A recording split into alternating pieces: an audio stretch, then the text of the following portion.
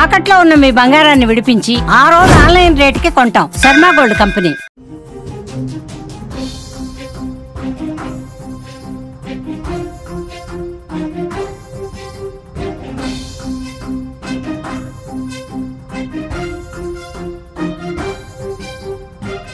సింహాచలం మరణాల వెనుక కొత్త కోణం తెరపైకి వస్తుంది. కొత్తగా నిర్మించిన గోడ కూలిపోవడం వెనుక నాణ్యతా లోపాలే కారణమని బయటపడుతున్నాయి.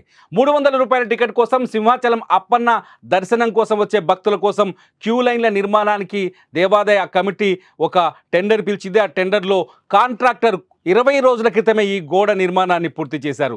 ఈ గోడ నిర్మాణంలో నాణ్యత లేదు.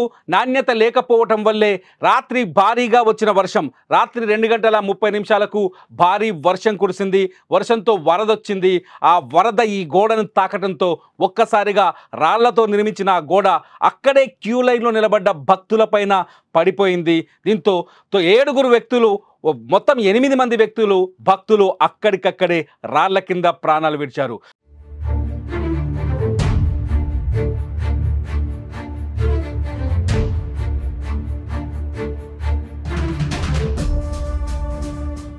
దేవుడు కాపాడుతాడు, దేవుడు తమని రక్షిస్తాడు, తమకు కష్టాలు వస్తే తీరుస్తాడు. సింహాచల అప్పన్న ఆయన నిజరూప దర్శనం చేసుకుంటే తమ కష్టాలు తీరుతాయి, తమకు మంచి జరుగుతుందని అనుకొని వచ్చిన 8 మంది భక్తులు ఆ దేవుడిని చూడకుండానే ఆ దేవుడి ఆలయం ముందే ప్రాణాలు విడిచారు. సింహాచల అప్పన్న దర్శనం చందనోత్సవం చాలా పాపులర్. చందనోత్సవానికి ఈ ఏడాది 2 లక్షల మందికి పైగానే భక్తులు హాజరవుతారని ప్రభుత్వం అధికారులు అంచనా వేశారు.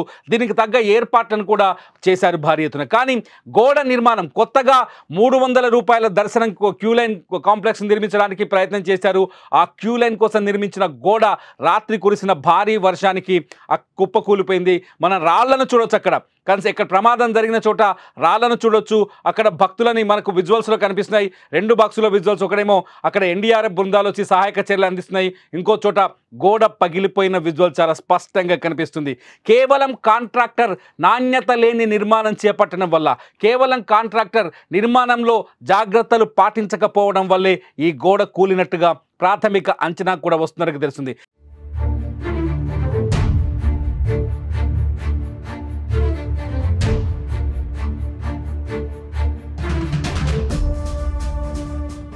ఇప్పటికే ఆంధ్రప్రదేశ్ హోంశాఖ మంత్రి అనిత కాంట్రాక్టర్ ఈ గోడ నిర్మాణాలపైన విచారణకు ఆదేశాలు జారీ చేశారు.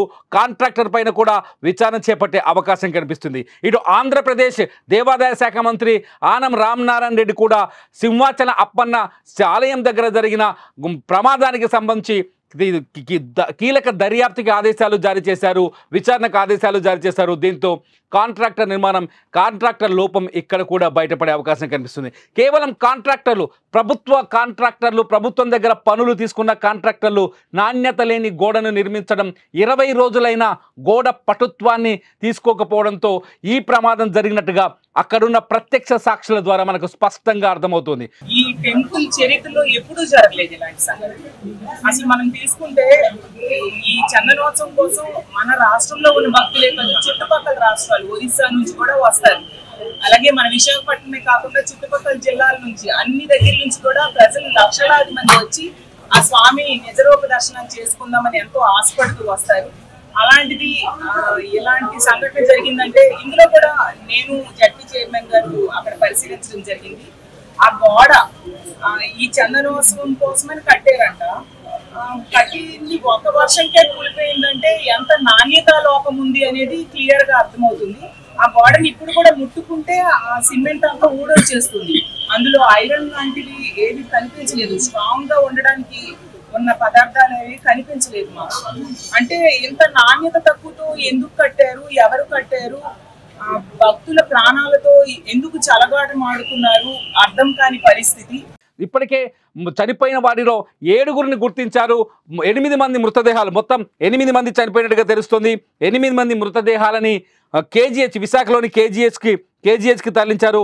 అక్కడ బంధువులు వాళ్ళ మృతదేహాలను చూసి బోరున విలపిస్తున్నారు. చనిపోయిన వారిలో ఒకే కుటుంబానికి సంబంధించిన 4 వ్యక్తులు ఉన్నట్టుగా సమాచారం అవుతుంది.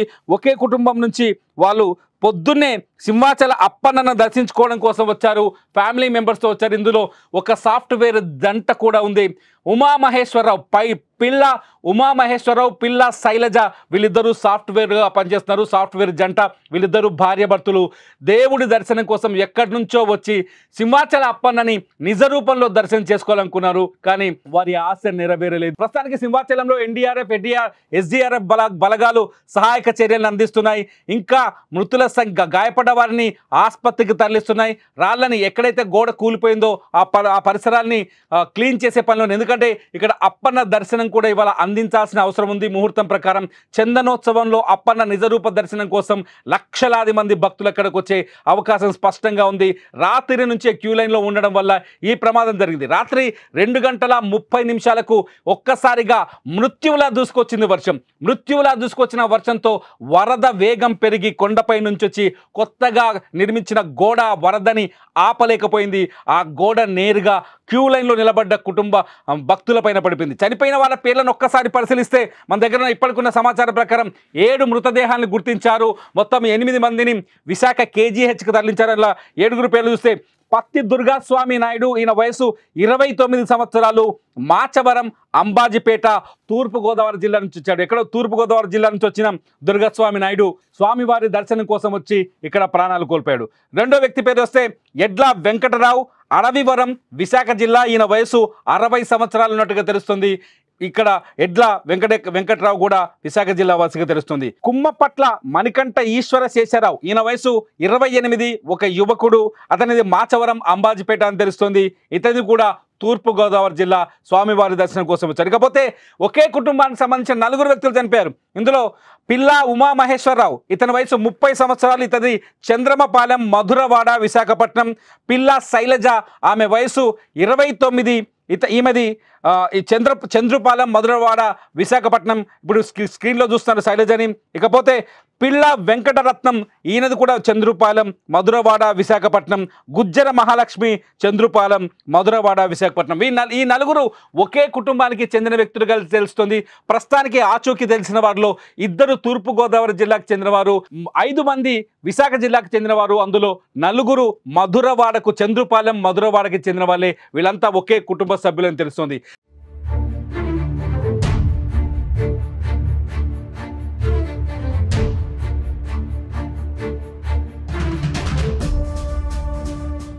విశాఖలో జరిగిన ఈ విషాదాన్ని చూస్తే మొత్తం 2 అటు ముఖ్యమంత్రి చంద్రబాబు నాయుడు, మంత్రి నారా లోకేష్, పవన్ కళ్యాణ్ తీవ్ర దిగ్భ్రాంతిని వ్యక్తం చేశారు. ఇటు మాజీ ముఖ్యమంత్రి జగన్మోహన్ రెడ్డి కూడా తీవ్ర దిగ్భ్రాంతిని వ్యక్తం చేశారు. ఇప్పటికే ప్రభుత్వం చనిపోయిన వారి కుటుంబాలకు 25 లక్షల రూపాయల ఎక్స్గ్రేషియాని ప్రకటించింది. గాయపడ్డ వారికి 3 లక్షల రూపాయల సహాయాన్ని అందిస్తామని చెప్పింది.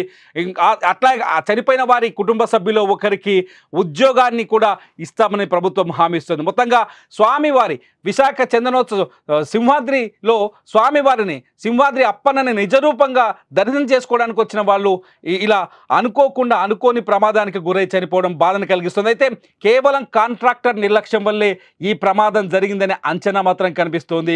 వరద నీటిని ఆపలేని స్థితిలో నిర్మించిన గోడ మృత్యువుగా మారి 8 మందిని బలి తీసుకున్నట్టుగా అర్థమవుతుంది. మొత్తానికి విశాఖకు సంబంధించిన అప్పన్న స్వామి ఆలయంపై జరిగిన ఈ విషాదానికి సంబంధించిన అప్డేట్స్ కోసం చూస్తూనే ఉండండి సుమన్ టీవీ. అసలు ఈ ప్రమాదం నిజంగానే కాంట్రాక్టర్ వల్ల జరిగిందా, ఇంకేమైనా కారణాలు మీకు తెలుసుంటే ఈ వీడియో కింద కామెంట్ చేయండి. ఖచ్చితంగా మీ కామెంట్స్ పైన మరో వీడియో చేస్తా. చూస్తూనే ఉండండి సుమన్ టీవీ.